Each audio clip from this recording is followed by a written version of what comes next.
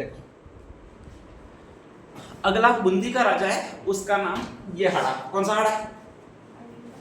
अनिरुद्ध सिंह हाड़ा। कौन सा हाड़ा है? अनिरुद्ध सिंह हाड़ा, ध्यान रख लीजिएगा, ठीक है। अगर दुनिया में सबसे खराब किस्मत किसी की हुई है, किस्मत में खराब, ठीक है, ऐसे वक्त खराब चलता है वगैरह तो बहुत ज्यादा सुना होगा, लेकिन आपने किस्मत अगर किसी की बहुत जबरदस्त खराब हुई है तो वो इस राजा की हुई है। इस राजा की मतलब अनिरुद्ध सिंह हाड़ा की हुई है, ठीक है, ध्यान रख लीजिएगा। जब जब भी उसने कोई अच्छा काम करने की सोची है, ठीक है, जब जब भी मन में उसने कुछ अच्छा काम करने का प्रस्ताव रखा है या विचार किया है, तो कोई न कोई ऐसी खतरनाक समस्या गंभीर आई है और कुछ अलग ही परिणाम उसके निकले, ध्यान रख लीजिएगा।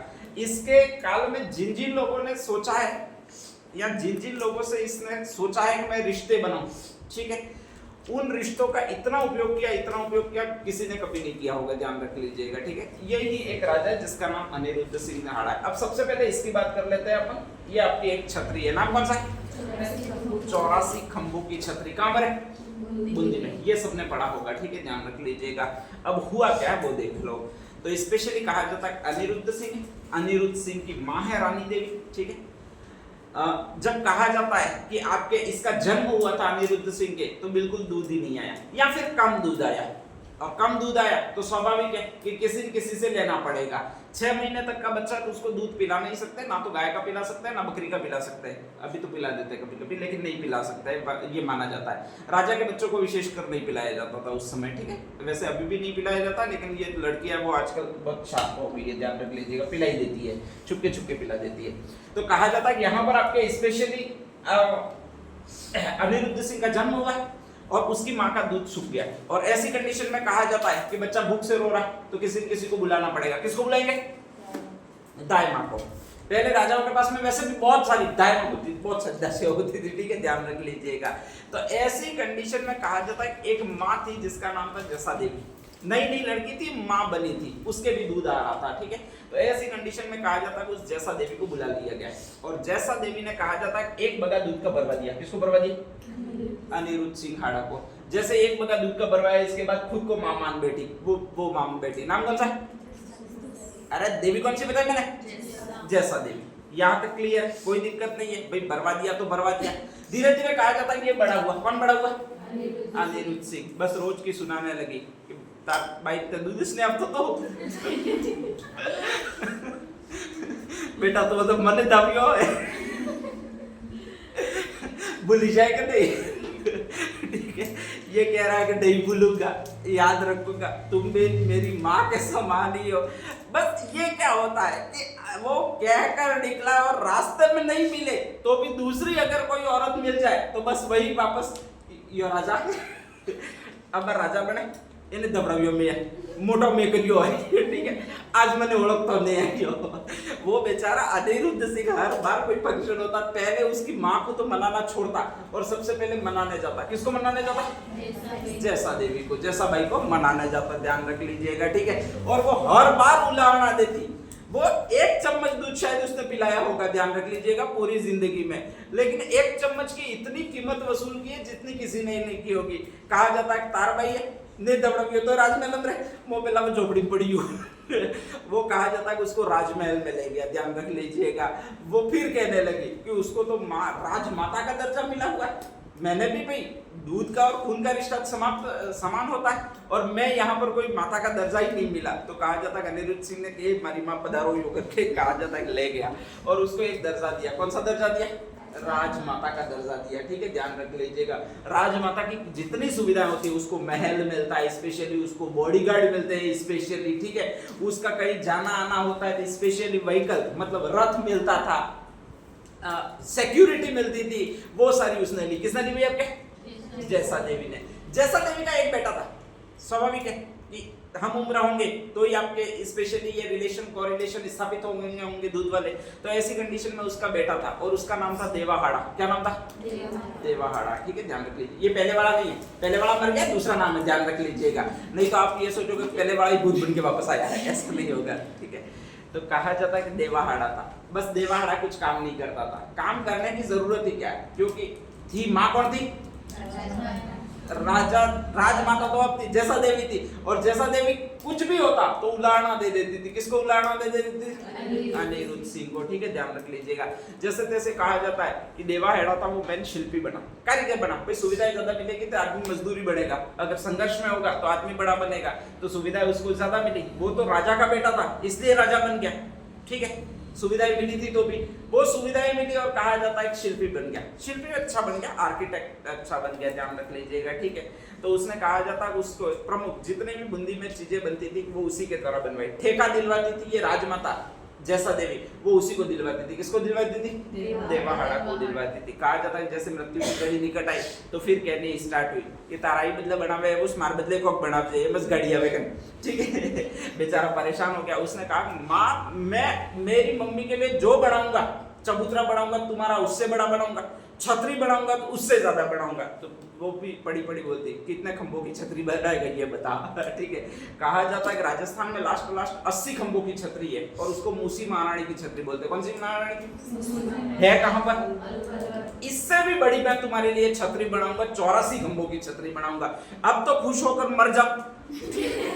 कितने दिन परेशान करोगे मुझे?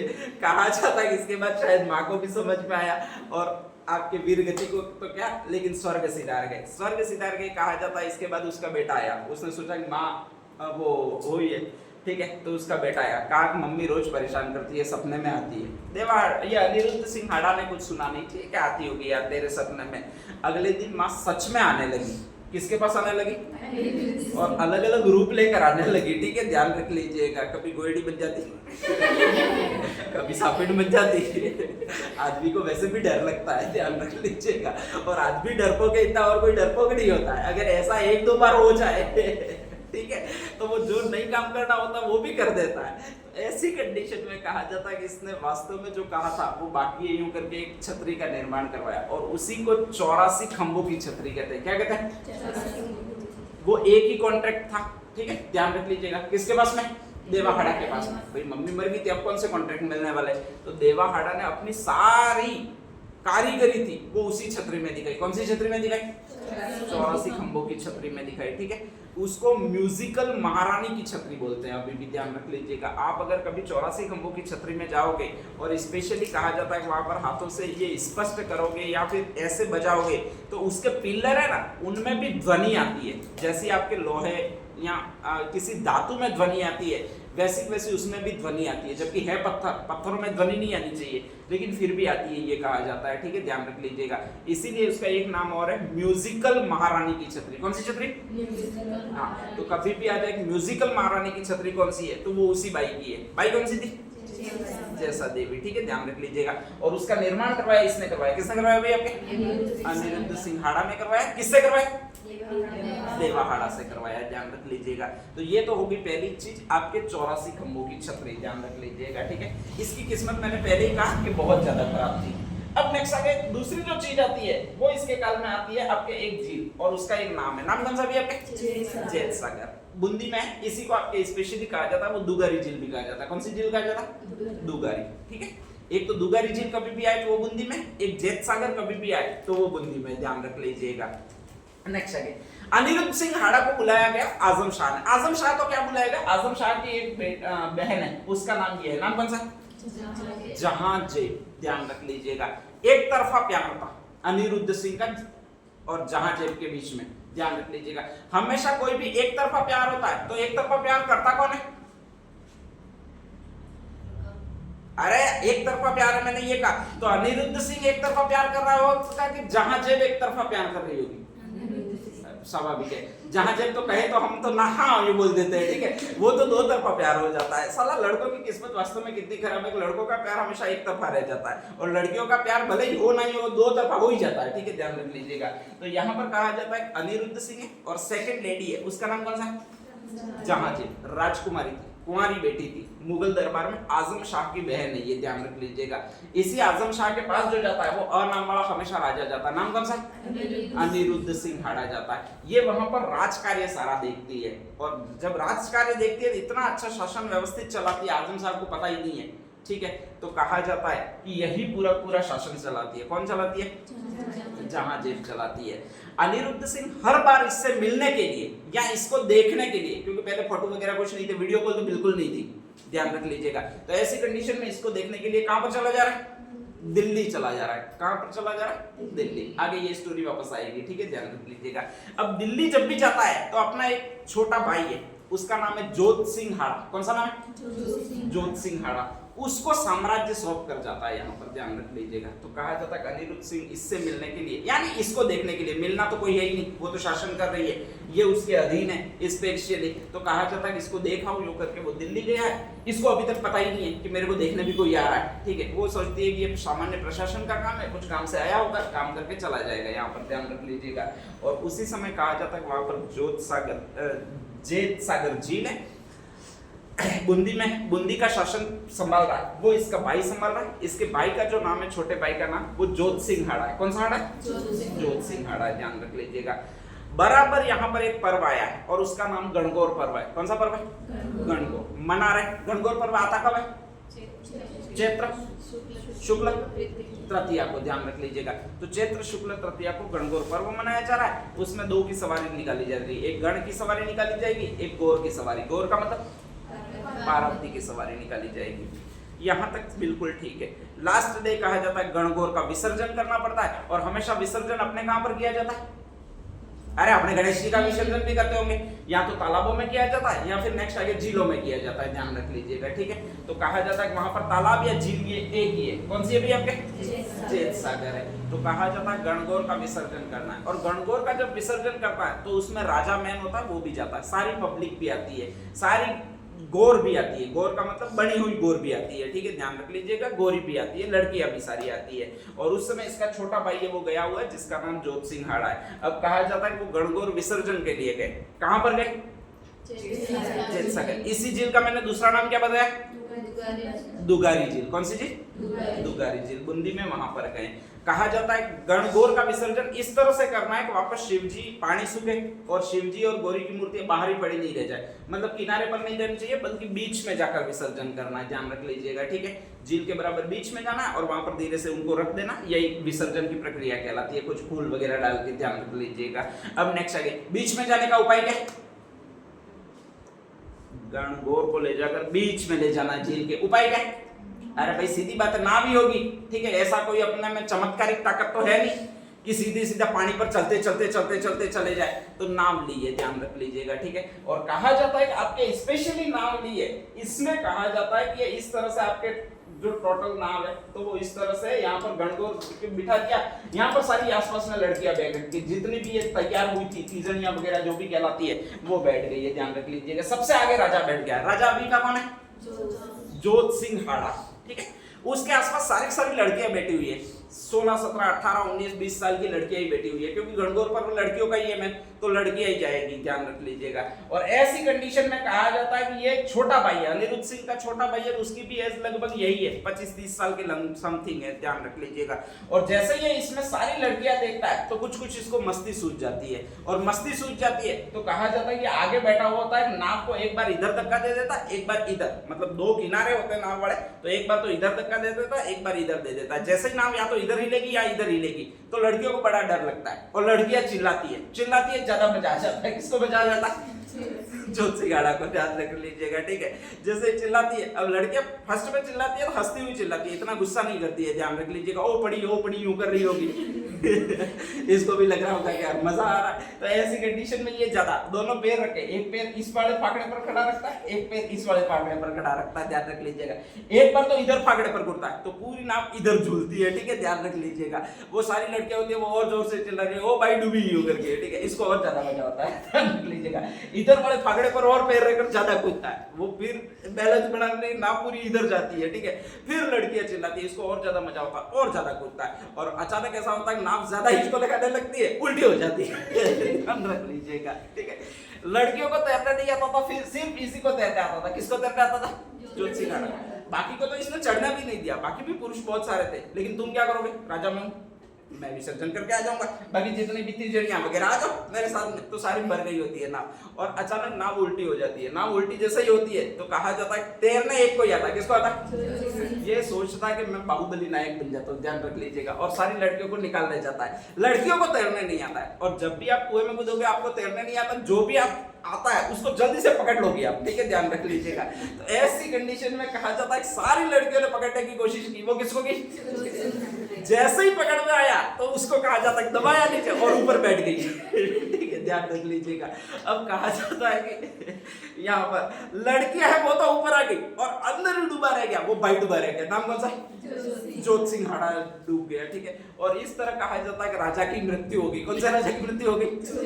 जोत सिंह हाड़ा की मृत्यु होगी। अब कहा जाता है जैसे तैसे लोग गए, लड़कियों को निकाला। अब लड़कियां जब भी भीग के आती है या फिर कभी भी आप देखना कि अचानक कोई लड़की खड़ी है, उसके मुंह में पानी मार दो, ऐसा पानी मारो उसका नाक में घुस जाए खतरनाक वो क्रिएशन देखेगी। एक तो ऐसे ऐसे देखेगी फिर ऐसा मुंह करेगी एकदम गुस्से वाला, बाल तो पता नहीं लटक किधर जाएगी, ठीक है। उन लड़कियों को अचानक पूछा कि अंदर हुआ क्या था, ठीक है।